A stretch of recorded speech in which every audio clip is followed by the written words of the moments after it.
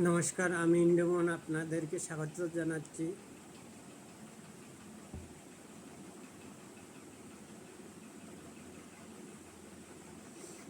আজকে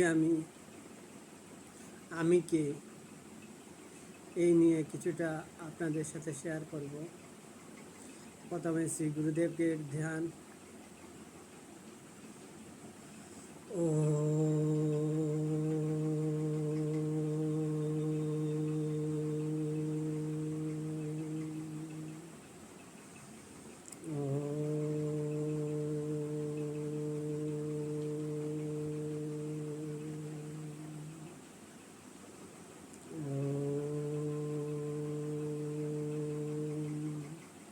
যদা যদা হি ধর্মস্য গ্লানির্ভবতু ভারত অভ্যুত্থাनं ধর্মস্য তদাত্মनं সৃজেম্যহम् পরিত্রাণায় সাধুনাং বিনাশায় চতুষ্কৃতাং ধর্ম সংস্থাপনার্থায় সম্ভবামি যুগে যুগে। গুরু ব্রহ্মা গুরু বিষ্ণু গুরুদেব মহেশ্বর গুরু সাক্ষাৎ পরব্রহ্ম তস্मै শ্রী গুরুবে নমঃ। অজ্ঞানতিমিরান্ধস্য জ্ঞানাঞ্জনশলাকয়া চক্ষুरुन्मीलितं येन तस्मै শ্রী গুরুবে নমঃ। একং নিত্যং বিমলমচলং সর্বাদি সাক্ষীভূতং ভাবাত্মং ত্রিগুণরহিतं সদ্গুরুতত্ত্বমামি। ব্রহ্মানন্দং পরমসুখদং কেবলং জ্ঞানমূর্তিং নন্দাতীतं জ্ঞানসদৃশং তত্ত্বমস্যাদিলেখ্যং। তুমিব মাতাশ্চ পিতা তুমিব বন্যশ্চ সখা তুমিব বিদ্যা দ্রবিণং তুমিব সর্বং মম দেবদেব।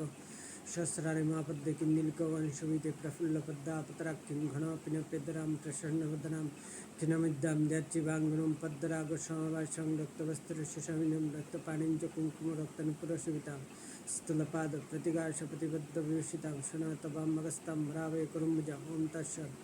ओं नमः शिवाय नमः। ओं नमः शिवाय नमः। ओं नमः शिवाय नमः। शिवाय शान्ताय कर्णत्रये हेतव निवेदयामि चत्तनं तं गति परमेश्वर नमस्तभ्यं विरूपैक्य नमस्त दिव्यचक्षुषे नमः पिनाकस्ताय विद्रस्ताय वै नमः। नमस्ते शिलस्ताय दण्डपाशाशिपाणे नमः त्रिलोकनाथाय वितनाकृते नमो नमः गणेश्वराय नमः कर्णवतान्नय ज्ञानप्रदाय कर्णमय सागरात् कर्पूरकुण्डधवलन्निविरधरे दैत्यदिक्कुधनाय नमः। शिवाय नमस्ततं माधवल्कनं निमिषनं वंशाल्पनकनं कामपरां रग्निरमा। তো আজকের বিষয়বস্তু হলো গিয়ে আমি কি।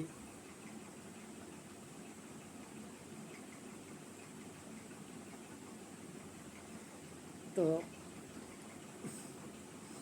আমি যদি বেদ থেকে এর নির্ণয় করি যে আমি কি, অহং ব্রহ্মাস্মি, আমি ভগবান, সর্বং কল্লিদং সব কিছুতেই ভগবান, চিরাচরিত সব কিছুতেই ভগবানকে উপলব্ধি।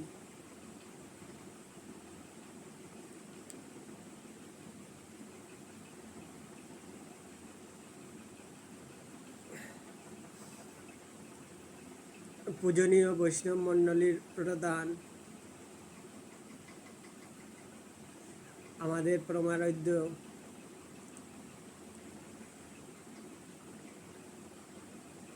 শ্রী চৈতন্যদেবকে যখন সনাতন গোস্বামী বলল আমি কি,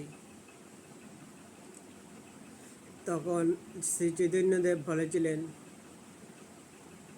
জীবের স্বরূপ হয় নিত্য কৃষ্ণ দাস, জীবের বহিরঙ্গা শক্তি ভেদাভেদ প্রকাশ।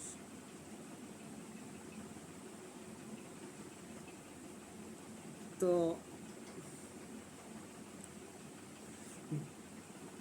ঈশ্বরের ভেদাভেদ প্রকাশ হলো গিয়ে আমরা, আর ঈশ্বর একমেব অদ্বিতীয়ম চরম সত্য। কবি বিদ্যাপতি আমি কি এই নিয়ে একটি কবিতা তিনি রচনা করেছিলেন যে সমুদ্র সৈকতে বাড়ি বিন্দু সম সুতমিত রমণী সমানি। সমুদ্রের পারে যে বালিকণা থাকে সেই বালিকণার মতন আমরা, সমুদ্র সৈকতে বাড়ি বিন্দু সম সুতমিত রমণী সমানি। আমি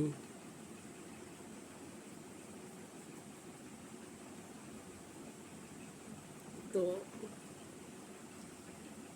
আমাদেরকে আবার জীবজগতের একটা প্রাণী হিসাবেই গণ্য করা হয়, তাই জীবজগতের একটা প্রাণী মাত্রই তো আমরা মনে হয়, আর ঈশ্বর চরম সত্য। আচ্ছা, আজকের জন্য এতটুকুই। ধন্যবাদ।